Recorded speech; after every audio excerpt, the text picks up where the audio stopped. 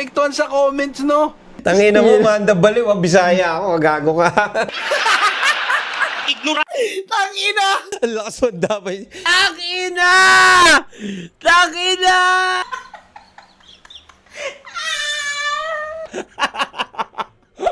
Antipolo City, represent! Para sa inyo, mag-iay tayo lahat para kay Manda Baliw! Pagkatapos mong suminte, wag mong kalimutang ipasa. Sa kaliwa sa kanan, sa likod, sa harapan, pagbabalik ni Manda B, sana lahat ay mag-enjoy. Mga girls and boys, let's cheers, mag-rejoice. Yo, Welta Balentong, make some noise. Bagong intro. Siya si Saki, ang may-ari ng Baby Jack Apparel. Tumatak talaga yung ganun ni Kira. May-ari ng Baby Jack Apparel. Ganyan yung suot ng mga construction boys sa amin habang nagyuyosi ng camel.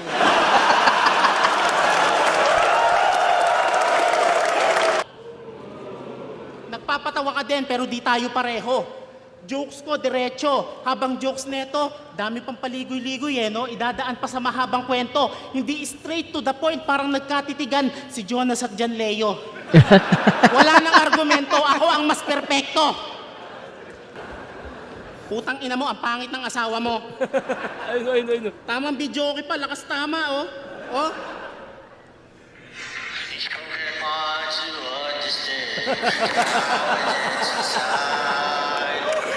Lakas tama ang puta, kala mo kaboses mo si Charis? Tanga, mas maganda boses ko pag kinanta kita sa pulis.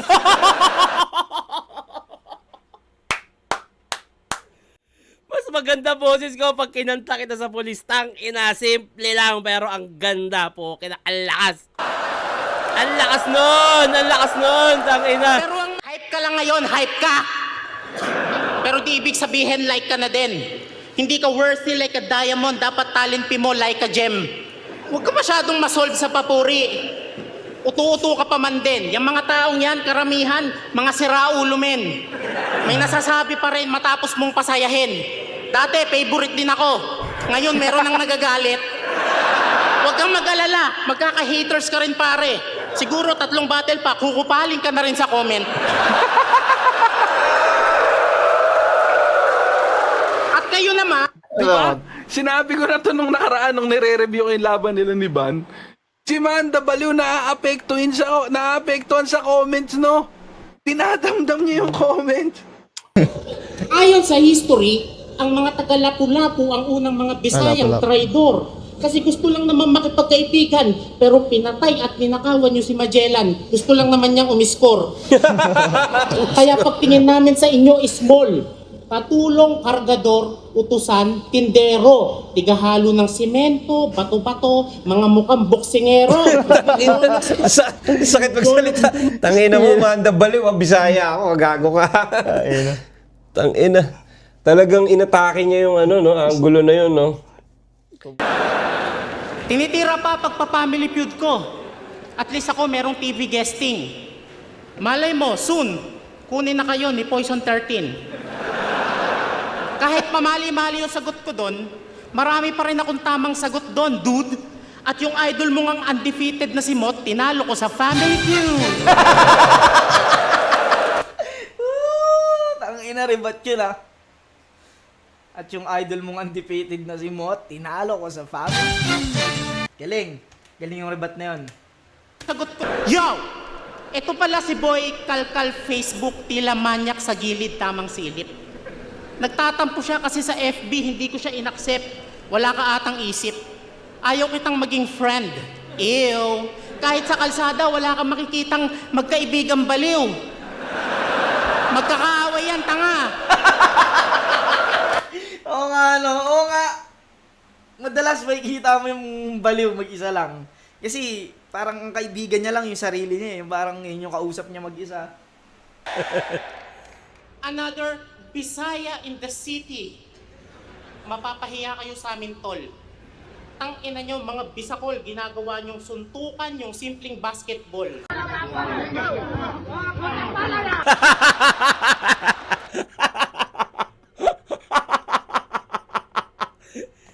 Ito yung maganda kay Manda Baliw eh.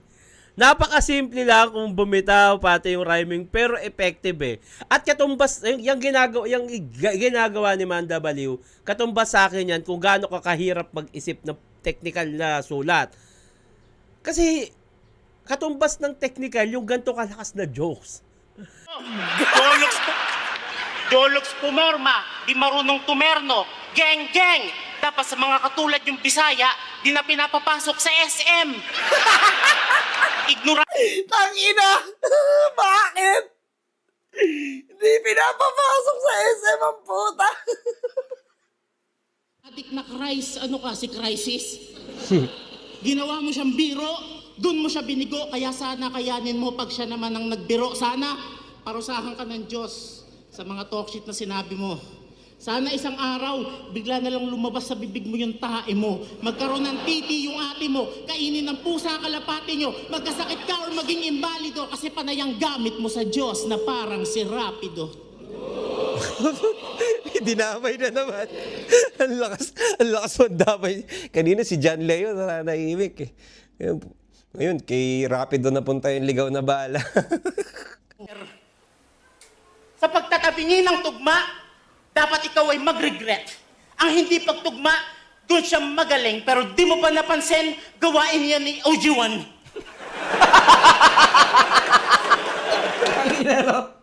Magaling tsaka OG1 mo pinagtugma, no? Talagang hindi lang islant eh, talagang pinahiga na eh. Higa ka na, pre. OG1. Kaya, iniwan ka niya dahil lapang kwenta. Napatunayang minahal mo lang siya dahil sa pera. Lagi kayong nag-aaway, lagi kayong gera. Kaya tinapon ka na lang parang basura sa bangketa. Tutok na tutok sa panonood ng Pornhub. Si ano ba? Si Manda ba unang gumawa nito o si Andy G? Di ko alam kung sino pero ang galing na ito. Tingnan mo, Enigma. Nalik pa. Iniwan ng eroplano. Banta nga talaga to. Bugok. Yung TF mo, kulang pa sa pinambayad sa ribuk.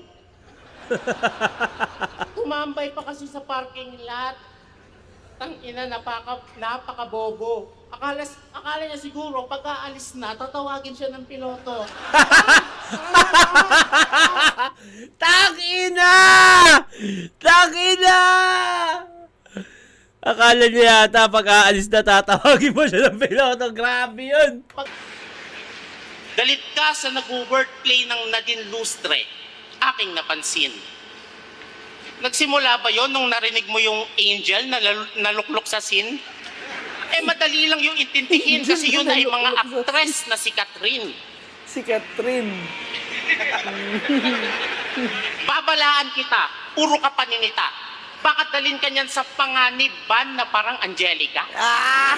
Paparusahan ko tong pastar na feeling, main man, dusa ka ngayon.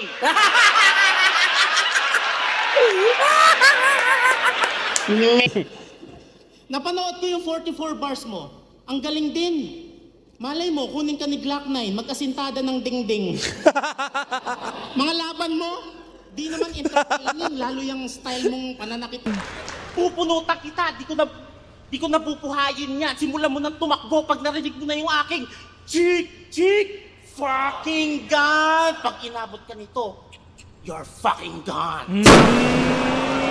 Tangina mo! Tanginan lupit nun. Ginagaya mo ang Diyos, wala kang maluloko dito. Katana, walang Diyos na nakapustiso. Putang ina mo, Gengo. Isa kang hangal. Kung ito yung Diyos natin, mumurahin ko to sa dasal.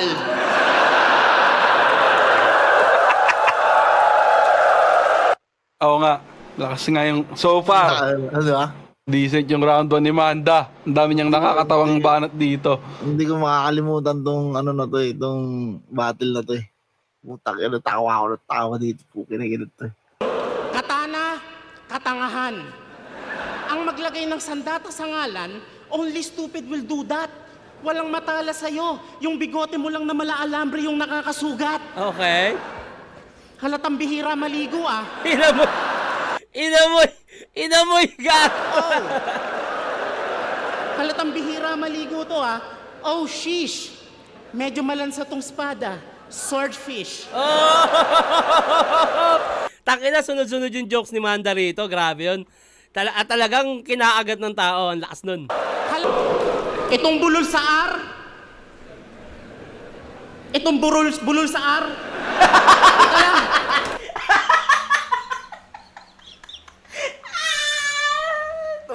Itong bulol sa R. Inulit pa eh. Itong buror. Ang ina na bulol. Nabulol din siya. Inarma. Ang bilis ng arma, boss. Lima sa mga pinakamatitikas at bihasa sa Pilipinas ay pinagsama-sama.